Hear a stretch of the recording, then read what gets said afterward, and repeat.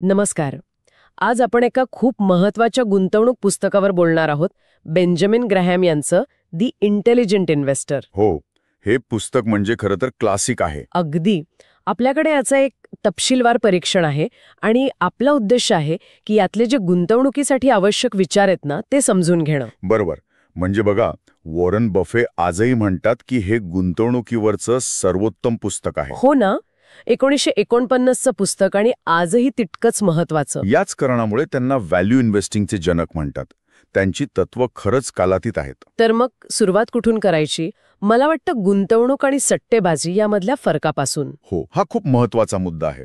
Graham एकदम स्पष्ट सांगतात, गुंतवणूक म्हणजे काय, तर सखोल विश्लेषण, मुद्दलाची सुरक्षितता आणि एक योग्य परतावा. आणि याच्या पलीकडे जे काय आहे ते म्हणजे सट्टेबाजी. हो, बऱ्याचशा अंशी.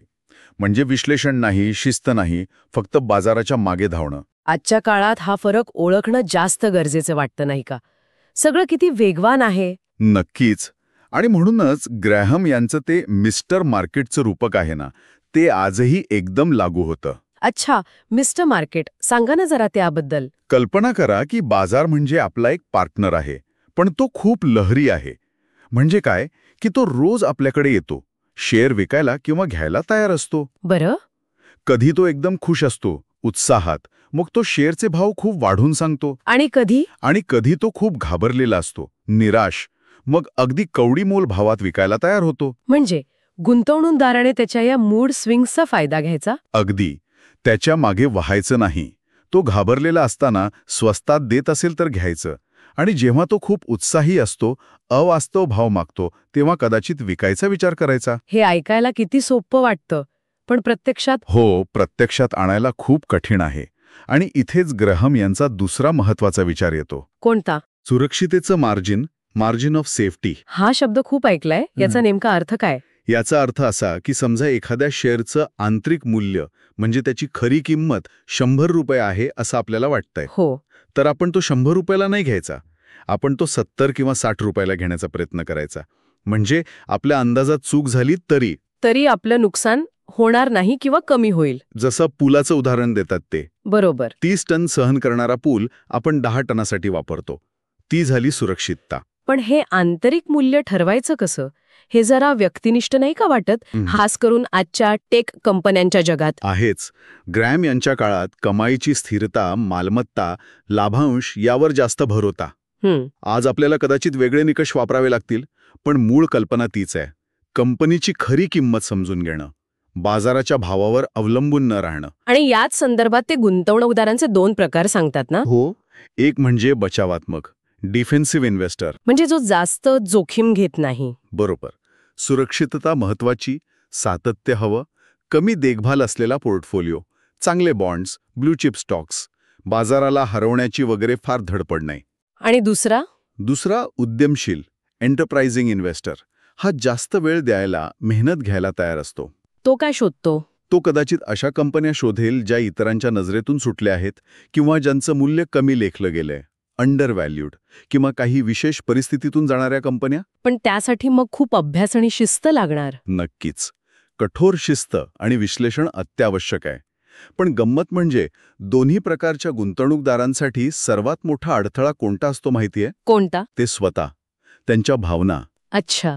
ग्रॅहम म्हणतात गुंतवणूकदाराचा सर्वात मोठा शत्रू तो स्वतःच असतो. अगदी. बाजारात जेव्हा भीती किंवा लालसेचं वातावरण असतं ना, तेव्हा कळपाबरोबर न जाणं, शांत राहणं हे सगळ्यात अवघड काम आहे. हे खरंय. आपण पटकन बातमी बघून किंवा कोणाचं तरी ऐकून निर्णय घेतो. हो. आणि ग्रॅहम नेमकं याच भावनिक प्रतिक्रियांपासून सावध करतात. मला वाटतं जेसन झ्विग यांनी पण आधुनिक आवृत्तीत याच गोष्टीवर भर दिलाय. त्यांनी काही उदाहरणं दिलीत वाटतं. हो, त्यांनी .com बबल किंवा 2008चा आर्थिक संकट यांची उदाहरणं देऊन सांगितलंय की ग्रॅहमची तत्व आजही कशी तितकीच खरी आहेत. कारण बाजाराची रूपरेखा बदलली तरी मानवी स्वभाव तोच राहतो, भीती आणि हाव. म्हणजे हे पुस्तक काही झटपट श्रीमंतीच्या युक्त्या नाही शिकवत. अजिबात नाही. ते एक योग्य मानसिकता, एक शिस्त तयार करण्याबद्दल आहे. गुंतवणुकीत महागड्या चुका कशा टाळायच्या याबद्दल आहे. तर मग आपण या सगळ्या चर्चेचा सारांश कसा मांडू शकतो? मुख्य मुद्दे काय? सगळ्यात महत्वाचं, तोटा टाळण्यावर लक्ष केंद्रित करा, नफ्याच्या मागे धावण्यापेक्षा. ठीक आहे. दुसरं, भावनांवर आधारित निर्णय टाळा. मिस्टर मार्केटच्या मूडमध्ये वाहून जाऊ नका. तिसरा, नेहमी सुरक्षिततेच्या मार्जिनची मागणी करा. स्वस्तात घ्या असं नाही, तर आंतरिक मूल्यापेक्षा बऱ्यापैकी कमी किमतीत घ्या. आणि अजून काही? हो, जे समजत नाही त्यात गुंतवणूक करू नका. आणि बाजारात टायमिंग साधण्यापेक्षा किती वेळ टिकून राहता म्हणजे संयम हे जास्त महत्वाचं आहे. दीर्घकालीन दृष्टिकोन. अगदी. जाता जाता एक विचार मनात आला. ग्रॅहम यांनी हा जो सुरक्षिततेचा फरक सांगितला आहे, आंतरिक मूल्य आणि किंमत यातलं अंतर, हां.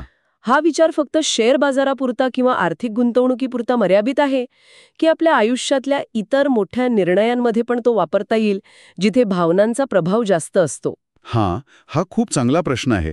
खरंच विचार करण्यासारखा मुद्दा आहे. जिथे भावना निर्णय बिघडवू शकतात, तिथे ही सुरक्षिततेची गादी उपयोगी पडू शकते का? नक्कीच, यावर विचार करायला हवा.